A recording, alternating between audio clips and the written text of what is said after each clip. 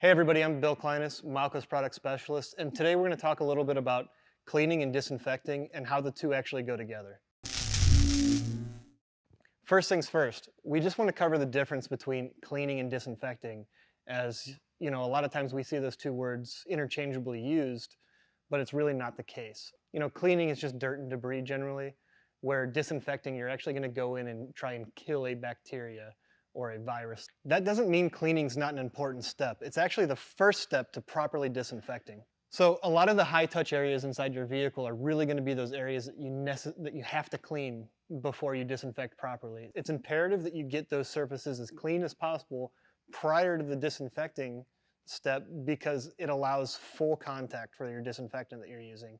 And full contact and dwell time are the most important parts when it comes to disinfecting. So, getting that excess debris, anything that might create a layer between the disinfectant and the actual substrate that you're working on is important to remove. The most important thing with these cleaners that you're going to be utilizing to clean prior to disinfecting is to make sure that they're actually not leaving anything behind afterwards as well.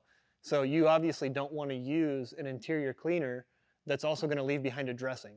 You want to make sure that this is just a cleaner that's stripping the surface down to leave you with a bare surface to start with, or a bare surface to disinfect.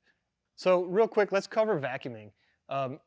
There's a couple things that you can do here to make sure that you're not only doing the best job inside the vehicle, but you're also keeping yourself and your employees safe.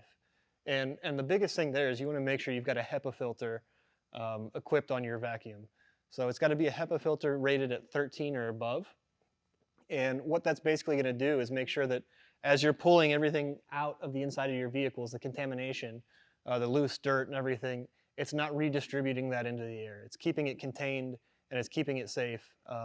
One other thing that I want to touch on when you're running a vacuum in these cars are all the attachments that are touching a surface inside these cars need to be disinfected before they go into the next vehicle that you're going to work on.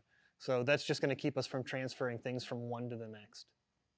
So now that we've covered the importance of cleaning, you're ready to kind of move on to your disinfecting step, whichever that may be.